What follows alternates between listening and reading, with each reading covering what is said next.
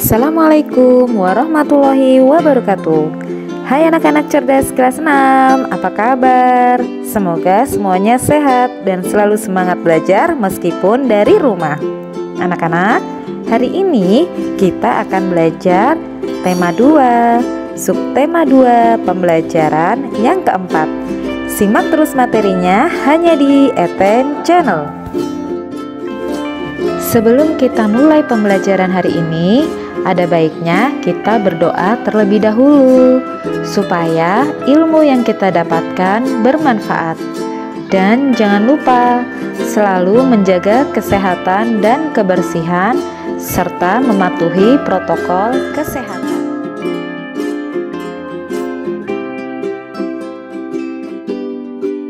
Anak-anak cerdas, tahukah kalian para pahlawan juga bersatu dan bekerja sama melalui cara diplomasi dengan tujuan untuk mendapatkan pengakuan kedaulatan kemerdekaan bangsa kita.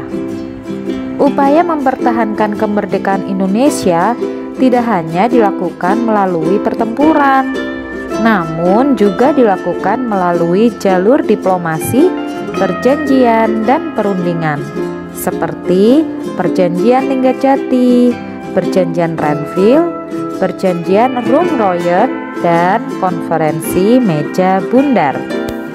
Perjanjian Linggarjati 15 November 1946 sampai 25 Maret 1947. Perjanjian Linggarjati adalah perundingan antara Indonesia dan Belanda di Linggarjati, Jawa Barat, yang menghasilkan persetujuan mengenai status kemerdekaan Indonesia.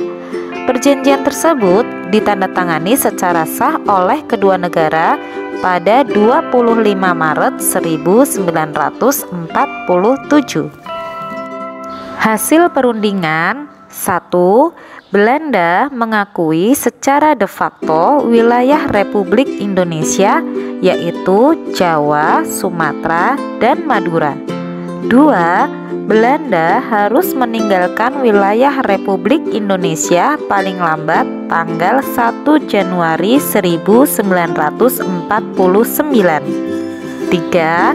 Pihak Belanda dan Indonesia sepakat membentuk negara Republik Indonesia Serikat.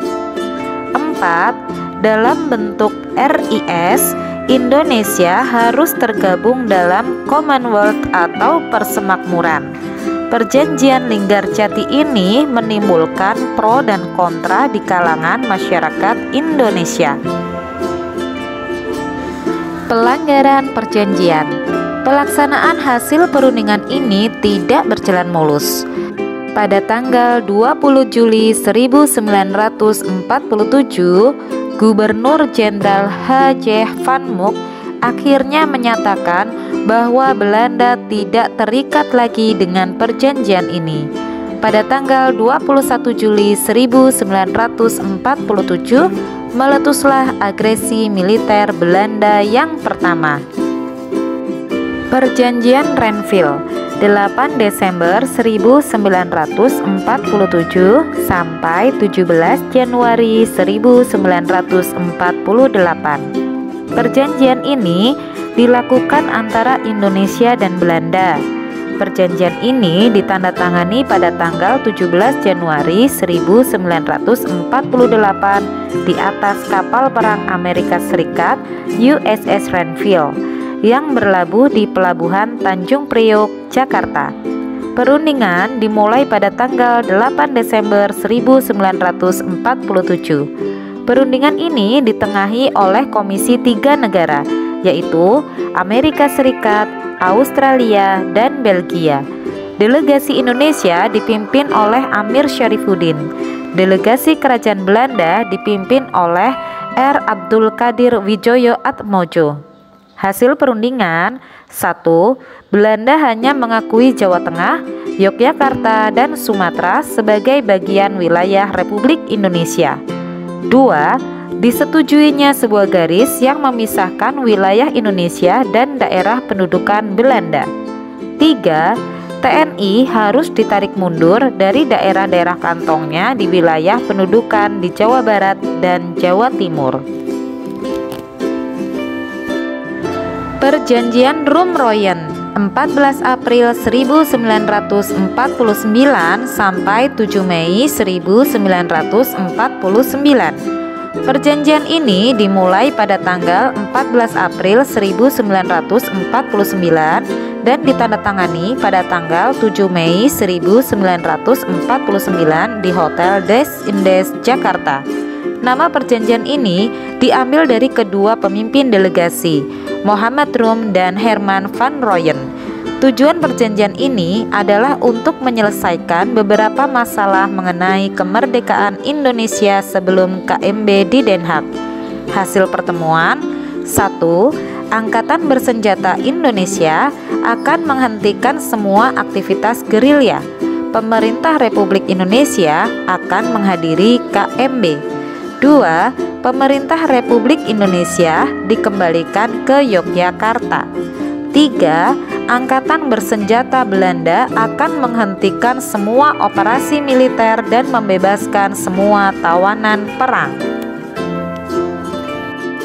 Konferensi Meja Bundar 23 Agustus 1949 sampai 2 November 1949. Hasil dari KMB adalah: 1. Belanda mengakui Republik Indonesia Serikat sebagai negara merdeka dan berdaulat. 2. Status Irian Barat diselesaikan dalam waktu setahun sesudah pengakuan kedaulatan. 3. Akan dibentuk Uni Indonesia Belanda.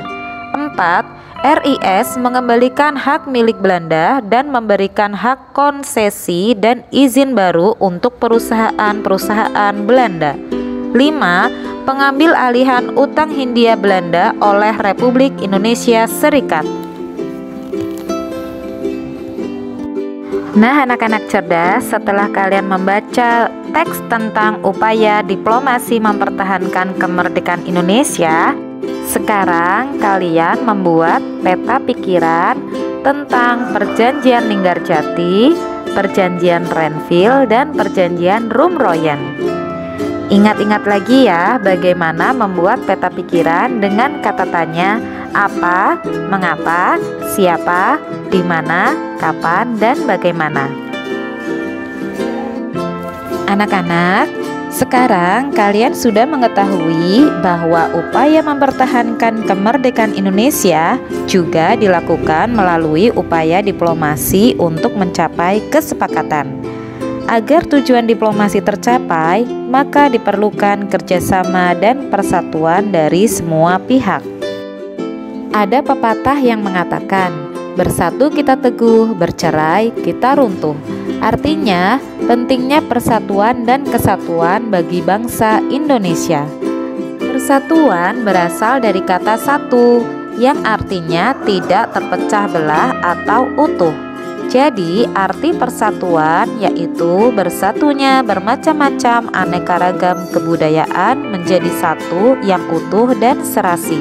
Persatuan Indonesia adalah persatuan bangsa yang tinggal di wilayah negara Indonesia, didorong untuk mencapai kehidupan yang bebas dalam negara yang merdeka dan berdaulat. Prinsip-prinsip persatuan dan kesatuan diantaranya Bhinneka Tunggal Ika, Pancasila, nasionalisme Indonesia, serta persatuan pembangunan untuk mewujudkan cita-cita reformasi. Anak-anak cerdas, persatuan dan kesatuan pada masa pandemi ini sangat dibutuhkan untuk mewujudkan Indonesia yang merdeka dari corona. Maka dari itu, ayo kita bersatu melawan corona dengan mematuhi protokol kesehatan. Jangan lupa selalu rajin cuci tangan dan mengenakan masker jika bepergian. Demikian pembelajaran kita hari ini. Kita tutup dengan membaca doa. Jangan lupa selalu rajin belajar, rajin berdoa, dan menjaga kesehatan serta kebersihan. Terima kasih, sampai jumpa pada pembelajaran selanjutnya. Wassalamualaikum warahmatullahi wabarakatuh.